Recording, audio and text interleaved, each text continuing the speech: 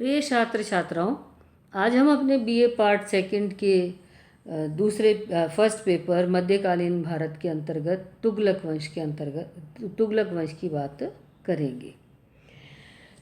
जैसा कि हमने अपने पिछले लेक्चर में बात की थी कि किस प्रकार से अलाउद्दीन खिलजी की शक्ति कमज़ोर होने के बाद उसके उत्तराधिकारी कमज़ोर हुए और अंतिम उत्तराधिकारी का वध करके मलिक गाजी, जिसने कि गयासुद्दीन तुगलक की उपाधि ग्रहण की थी, उसने तुगलक वंश की नींव रखी।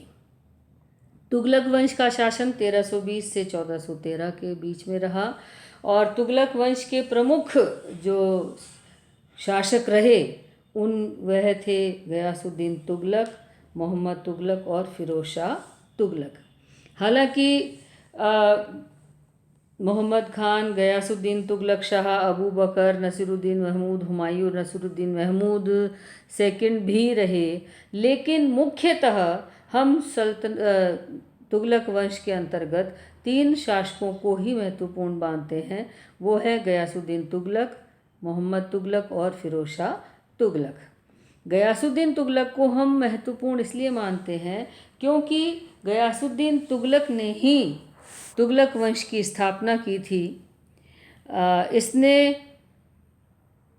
अंतिम शासक खिलजी वंश के अंतिम शासक का वध किया और 8 सितंबर 1320 को गयासुद्दीन की उपाधि धारण करके यह दिल्ली सल्तनत के ऊपर बैठ गया और इसने साथ में गाजी की उपाधि भी ग्रहण की। गाजी का तात्पर्य होता है काफिरों का वध करने वाला, और इस तरीके से गयासुद्दीन तुगलक गाजी के रूप में यह प्रसिद्ध हुआ।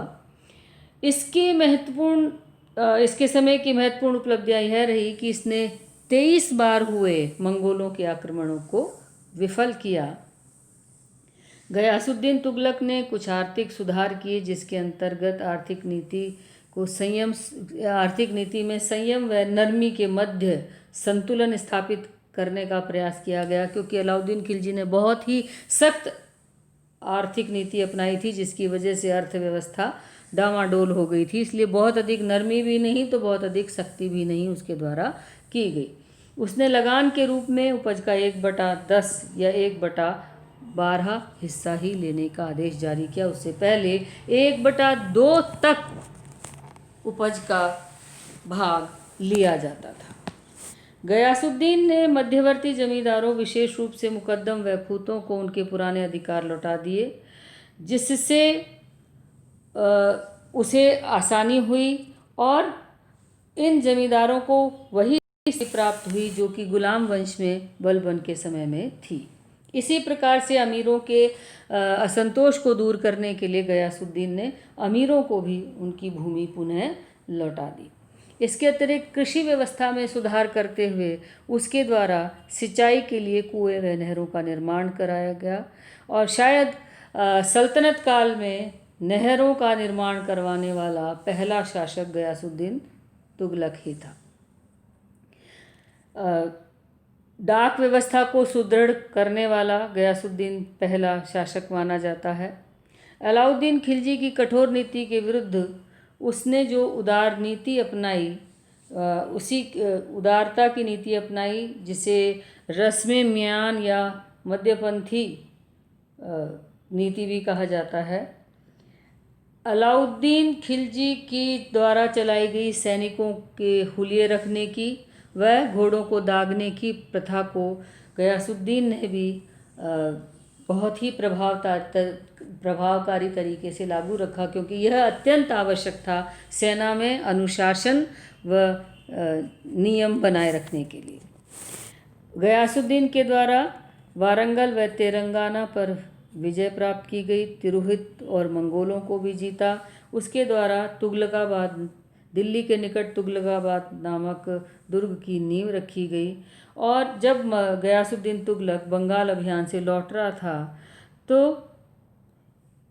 तुगलकाबाद से 8 किलोमीटर की दूरी पर स्थित अफगानपुर में एक महल में गयासुद्दीन के प्रवेश करते समय महल गिर गया, जिसमें दबकर मार्च 1325 में गयासुद्दीन की मृत्यु हो गई और गयासुद्दीन का मकबरा तुगलकाबाद में स्थित है। इस प्रकार हम ये देखते हैं कि गयासुद्दीन ने अपने प्रयासों के माध्यम से अलाउद्दीन खिलजी के समय में के अंतिम समय से और उसके उत्तराधिकारियों के समय में जो अस्त व्यस्त व अराजक शासन व्यवस्था हो गई थी उसको न सिर्फ मजबूत किया, सुधारा, बल्कि अलाउद्दीन खिलजियों की जो त्रुटियां थीं उनको दूर करने का प्रयास किया।